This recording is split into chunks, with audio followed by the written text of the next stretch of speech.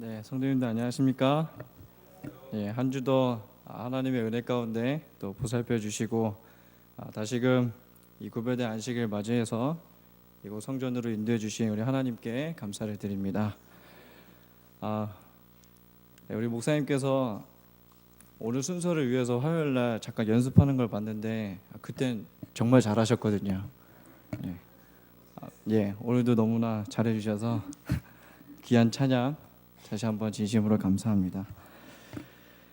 오늘 이 시간 깨어 있으라라는 제목으로 우리 성도님들과 함께 마태복음 25장 1절로 13절에 있는 열처녀의 비유에 관련된 말씀으로 우리 성도님들과 함께 하나님의 은혜를 나누고자 합니다. 다 같이 마태복음 25장 1절로 13절에 있는 말씀을 같이 함께 보도록 하겠습니다. 제가 봉독해 드리도록 하겠습니다. 그때 천국은 마치 등을 들고 신랑을 맞으러 나간 10처녀와 같다 하리니 그 중에 5은 미련하고 5은 슬기 있는 자라. 미련한 자들은 등을 가지되 기름을 가지지 아니하고 슬기 있는 자들은 그릇에 기름을 담아 등과 함께 가져갔더니 신랑이 더디움으로 다 졸며 잘새 밤중에 소리가 나되 보라 신랑이로다 맞으러 나오라 하매 이에 그 처녀들이 다 일어나 등을 준비할세 미련한 자들이 슬기 있는 자들에게 이르되 우리 등불이 꺼져가니 너희 기름을 좀 나눠달라 하거늘 슬기 있는 자들이 대답하여 이르되 우리와 너희가 쓰기에 다 부족할까 하노니 차라리 파는 자들에게 가서 너희 쓸 것을 사라 하니 그들이 사러 간 사이에 신랑이 오므로 준비하였던 자들은 함께 혼인잔치에 들어가고 문은 닫힌지라. 그 후에 남은 처녀들이 와서 이르되 주여 주여 우리에게 열어주소서. 대답하여 이르되 진실로 너희에게 이르노니 내가 너희를 알지 못하노라 하였느니라. 그런즉 깨어 있으라. 너희는 그 날과 그 때를 알지 못하느니라. 아멘. 어느 안식일 금요일 밤에 제가 그 캐나다에 있는 안성혁 친구라는 그 학생 친구와 함께 이제 문자를 좀 주고받고 있었습니다. 내용인즉슨 여러 가지 이제 개인적인 신앙적인 얘기를 이제 나누면서 그 친구가 저한테 이런 말을 하는 것입니다. 선생님, 제가 요즘 각시대 그 대생출 총서를 읽고 있는데 정말 우리가 신앙을 하려면 어중간하게 하면 안 될 것 같아요. 정말 제대로 해야 될 것 같아요 라는 말을 하는 것이었습니다. 그 말을 순간 듣는 제가 한편으로 마음이 좀 뜨거워지면서 또 현재 저의 그런 신앙을 다시 한번 좀 살피고 또 부끄러운 저의 현재 모습을 보게 되었습니다.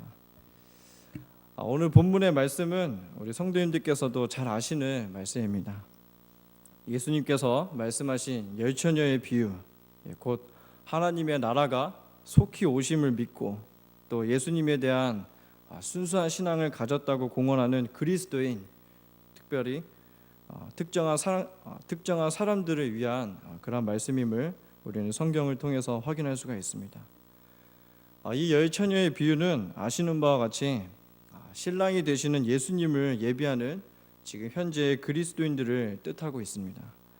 그래서 이 신랑이신 예수님을 예비하는 오늘날 우리 그리스도인들의 모습은 과연 이 열처녀 속에 나타난 두 부류 중에 지금 우리의 현 위치는 어느 부류에 속하는 처녀인지를 다시금 이 시간을 통해서 확인해 보고자 합니다. 그리고 신랑을 준비하는 우리의 모습은 어떠한지 살펴보도록 하겠습니다. 먼저 오늘 본문의 말씀에 앞서 마태복음 24장 40절에서 41절에 있는 말씀을 보시면 두 부류의 사람이 나오게 됩니다. 잠시 읽어드리면 두 사람이 밭에 있음에 한 사람은 데려감을 당하고 하나는 버려둠을 당할 것이요 두 여자가 매를 갈고 있음에 하나는 데려감을 당하고 하나는 버려둠을 당할 것이니라. 여기 나오는 이 두 부류의 사람은 보시는 것처럼 같은 공간 밭에 있었고 또 같은 공간에서 매질을 하고 땅을 갈고 있었습니다. 이 두 부류의 사람의 행위는 같았음을 보게 됩니다. 그러나 그 행위는 같았지만 한 사람은 데려감을 당하고 한 사람은 버려둠을 당한 것입니다. 이것은 결국 마음속에 일어나는 일과 생각이 다른 두 종류의 사람을 언급하고 있는 것입니다. 그래서 이 이야기에 좀 더 자세한 이야기를 예수님께서 오늘 본문의 말씀을 통해서 설명하고 있는 것입니다. 다시 계속해서 본문으로 돌아와서 먼저 이 열처녀 그들의 처음 공통적인 행위의 모습을 먼저 좀 살펴보도록 하겠습니다. 첫째로 그들은 모두가 무엇을 가지고 있었죠? 등과 기름과 기름 담을 그릇을 똑같이 가지고 있었다는 것입니다. 그리고 그들은 등불을 들고 신랑을 맞으러 나갔습니다. 1절에 보시면 등불을 들고 신랑을 맞으러 나간 열처녀 같다 하리니, 여기 나오는 이 등불은 무엇을 의미합니까? 시편 119편 105절에 나와 있듯이 주의 말씀은 내 발의 등이요 내 길의 빛이니이다. 등불로 비추는 빛은 바로 하나님의 말씀을 의미하고 있습니다. 즉, 이 열처녀는 똑같이 하나님의 말씀을 가지고 신랑 되시는 예수님께서 속히 오시기를 기다리며 스스로를 세속적인 욕심과 이기심에 버려두지 않는 그런 순결한 신앙인으로 구별하고자 하는 그런 사람들이었습니다. 특별히 이 마지막 시대에 세상 사람들을 하나님의 백성으로 인도하기 위해서 하나님께서 당신의 일꾼으로 세우신 거룩한 백성이라는 또 하나의 영적인 의미로 또 그런 뜻을 내포하고 있습니다. 그런데 이 처녀들에게 있어서 곧 이 마지막 시대에 살고 있는 교회가 문제가 생기게 됩니다. 그게 무엇입니까? 바로 기름이 없다는 것입니다. 성도님들 아시는 것처럼 기름은 무엇을 상징하고 있습니까? 성경 주석 스가랴 4장 1절에서 14절에 보시는 것처럼 기름은 성령을 뜻하고 있습니다. 이 열처녀 비유 가운데 가장 핵심적인 내용이고 그 미련한 다섯 처녀와 슬기로운 다섯 처녀의 가장 두드러진 차이점이 바로 여기에 있는 것입니다. 미련한 다섯 처녀와 슬기로운 다섯 처녀의 가장 결정적인 차이는 바로 그들이 기름을 준비하기 이전에 그들의 생각의 차이였음을 그러한 것임을 발견할 수가 있는 것입니다. 실물교훈 406페이지에는 이렇게 기록되어 있습니다. 열처녀는 등을 들고 나갈 준비를 했다. 그러나 그중 다섯 처녀는 등잔에 기름을 채우는 일을 등한히 했다. 그들은 그렇게 오래 지체되리라고 생각지 않았으므로 그러한 비상상태를 위하여 아무런 준비도 하지 않았다. 이 열처녀는 처음 얼마 동안은 그들 사이에서 별 차이가 없었음을 보게 됩니다. 마찬가지로 똑같이 하나님의 말씀을 들고 등불을 가지고 다 같이 교회에 출석하고 다 같이 예수님 오시는 그날을 기다리면서 살아가는 많은 그리스도인들이 있지만 모두의 생각이 똑같지 않았음을 보게 되는 것입니다.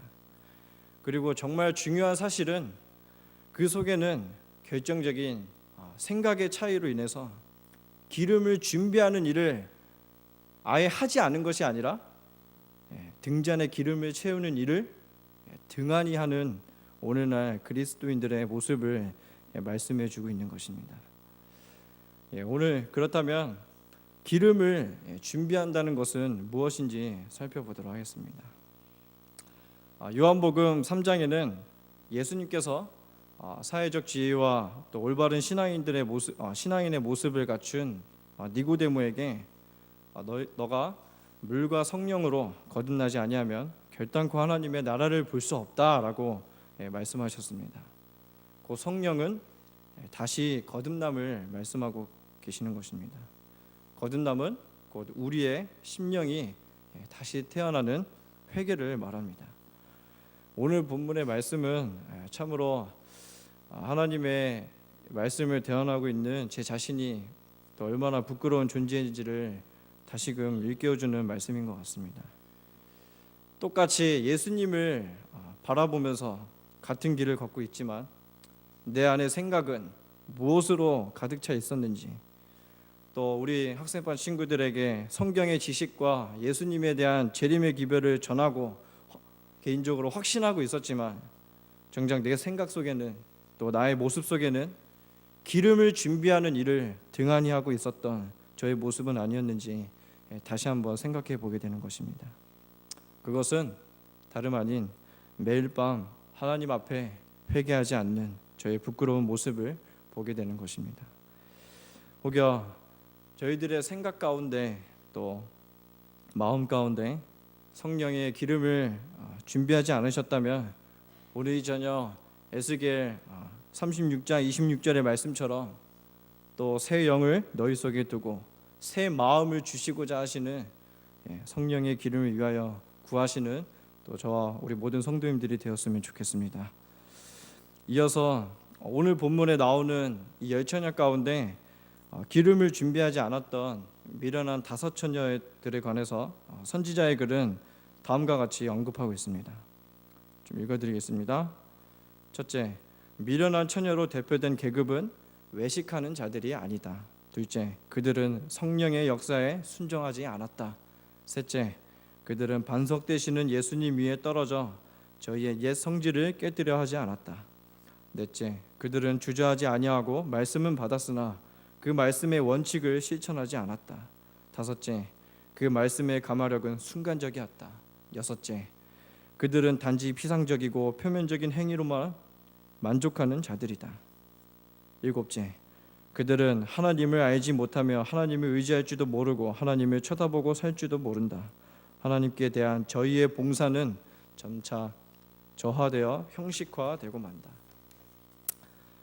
이 7가지의 특성은 성령이 속에 거하지 아니한 사람, 즉 성령의 기름을 채우지 않는 사람의 모습을 잘 보여주고 있습니다.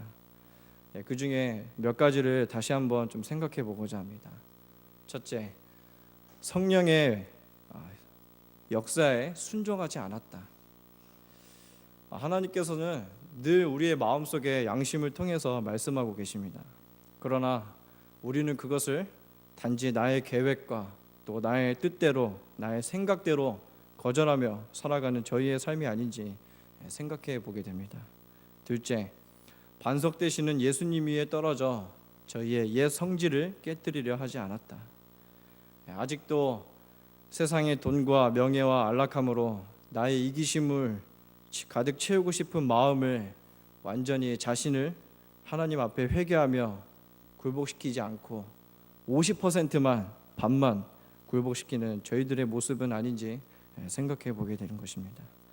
셋째, 그들은 주저하지 아니하고 말씀은 받았으나 그 말씀의 원칙을 실천하지 않았다. 예수님께서 내 이웃을 내 몸과 같이 사랑하라고 말씀하셨지만 정작 진정 이웃을 예수님처럼 생각하고 섬기며 그들을 사랑으로 품었는지를 다시 한번 생각해 보게 됩니다. 넷째, 그 말씀의 가마력은 순간적이었다.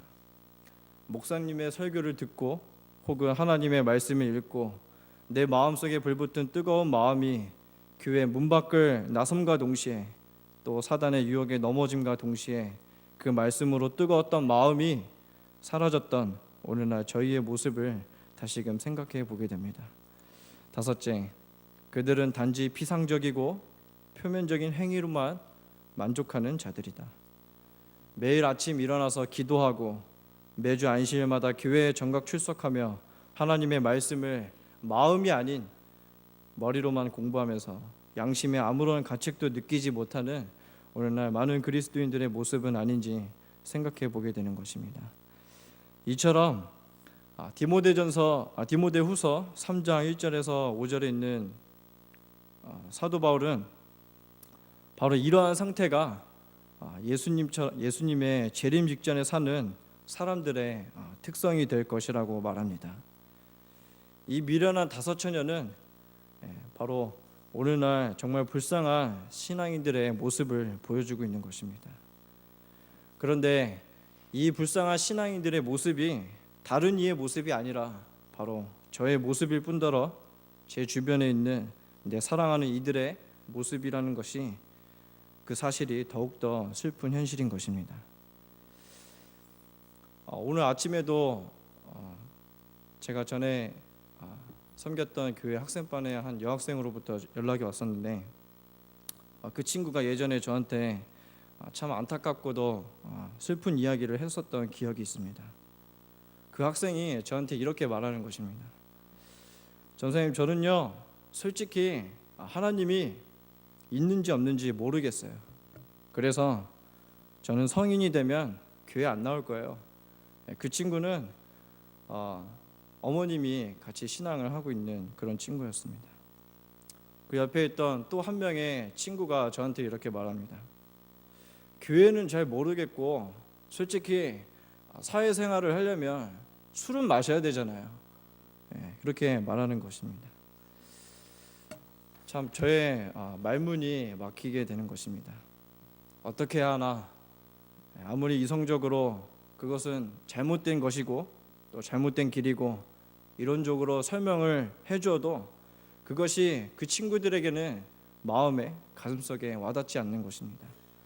왜 같은 공간에서 올바른 성경의 말씀을 듣고 또 배웠음에도 불구하고 저러는 것일까? 매주 안식일 교회에서나 학교에서나 또 가정에서나 이 진리의 등불은 가졌으나 그것을 익히고 머릿속에 지식은 쌓여져 가고 있는 상태로 하나님의 일을 봉사하고 있지만 정작 자신의 생각 속에 또 마음 속에 기름이 채워져 있지 않다면, 그리고 성령 하나님이 자신을 준비시키는 일과 하나님을 체험하지 않는다면 성경의 지식이 또는 봉사가 그 어떤 훌륭한 이론적인 말과 글로도 그들의 가슴에 또 마음에 와닿지 않음을 보게 되는 것입니다.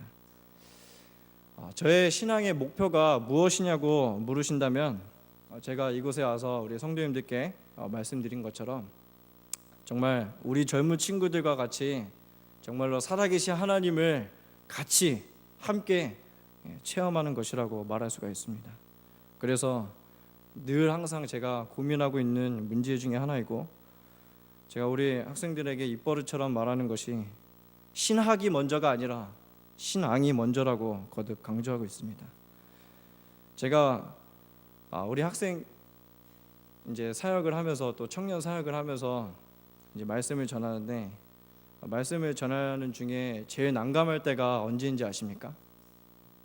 핸드폰 할 때, 뭐 말씀 안 들 때, 이럴 때가 아닙니다. 말씀을 읽고 이제 그 말씀에 대해서 설명을 해줍니다. 그리고 제가 아무개 학생에게 질문을 합니다. 예를 들면 현경아, 오늘 이 말씀 이해가 되니? 네 하면서 이렇게 대답은 잘합니다. 그리고 또 묻습니다. 근데 가슴에는 안 와닿지? 그러니까 네, 이렇게 말하는 것입니다. 저조차 역시 어머니로부터 또 신학 학교에서 신학이 먼저가 아니라 신앙이 먼저라고 배웠습니다. 또한 어렸을 때부터 교회 다니면서 정말 훌륭하신 여러 교회 여러 목사님들의 좋은 말씀을 들었지만 제 마음속에 남는 것이 특별히 많이 없었습니다. 그러나 스스로 기도하는 가운데 정말로 살아계신 하나님을, 성령 하나님께서 조금이나마 내 안에서 하나님을 만나게 해주신 그 은혜가 있었기에 제가 이 자리에 설 수 있게 되었습니다. 성도님들, 특별히 우리 젊은 친구들을 위해서 무엇을 해줄 수 있으시겠습니까? 제가 할 수 있는 일은 오직 이 친구들을 위해서 그저 하나님께 무릎을 꿇고 기도하고 끊임없이 이 진리의 말씀을 전하는 것밖에는 없습니다.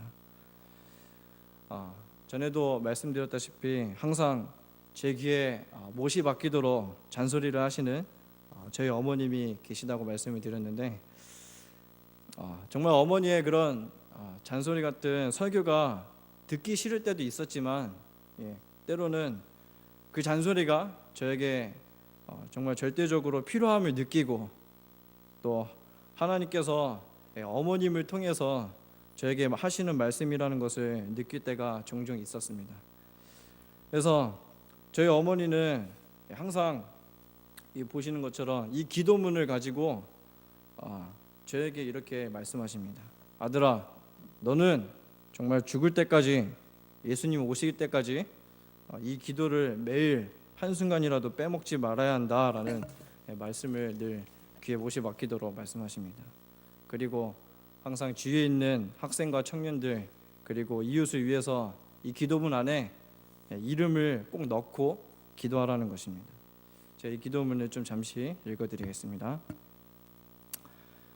하늘에 계신 아버지 하나님, 누가 예수님을 십자가로 보냈습니까? 내가 누구입니까? 내 무슨 죄가 주님을 죽였습니까? 하나님의 은총과 강구의 영을 내게 부어주소서. 아버지 하나님, 저를 어디까지 사랑하시고 용서하셨는지 성령께서 깨닫게 하시고 확인시켜 주시고 인정하게 하시고 믿음으로 가슴에 받아들이게 하소서. 십자가의 사랑과 의미와 뜻을 깨닫게 하시고 저를 회개의 골짜기로 깊이 내려가게 하셔서 내 죄의 깊이와 저를 사랑하시고 용서하신 용서의 넓이와 깊이와 높이를 깊이 깨달아 가게 하시고 그 용서하신 사랑을 내 골수 속에 가득 채워주시고 사무치게 하셔서 맡기는 믿음의 거장으로 만들어 주소서. 아버지 하나님, 그리스도의 영이 내 속에서 떠나지 않게 하시고 그리스도의 영이 내 속에서 열매 맺게 하소서. 예수님 이름으로 기도드립니다. 이어서 가려 뽑은 기별 349페이지에 있는 말씀을 좀 더 읽어드리도록 하겠습니다.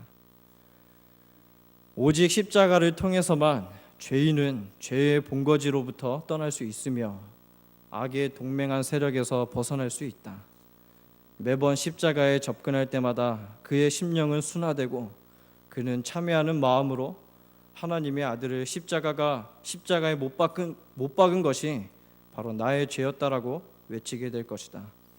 그는 십자가에서 자신의 모든 죄들을 버리게 되며 그리스도의 은혜를 통하여 그의 품성이 변화된다. 그리스도께서 죄인을 티끌에서 일으키사 성령의 지도 밑에 두신다. 죄인이 구세주를 바라볼 때 그는 소망과 보장과 기쁨을 찾게 된다. 믿음은 사랑하는 믿음으로 마음으로 그리스도를 붙잡는다. 사랑으로 역사하는 믿음은 영혼을 순결케 한다. 제가 방금 이 기도문과 가려 뽑은 기별을 말씀을 드렸는데 제가 오늘 이 기도문을 우리 학생반에 좀 크게 확대해서 붙여놓으려고 합니다. 오늘 이 기도가 저의 기도가 되고 또 저희 젊은 친구들의 개인의 기도가 되고 저희 안산교회 모든 성도님들의 기도가 되기를 간절히 소망해 봅니다. 하나님께서는 다시 끝으로 명령해 주십니다. 그런즉 깨어 있으라. 그날과 그때를 알지 못하느니라.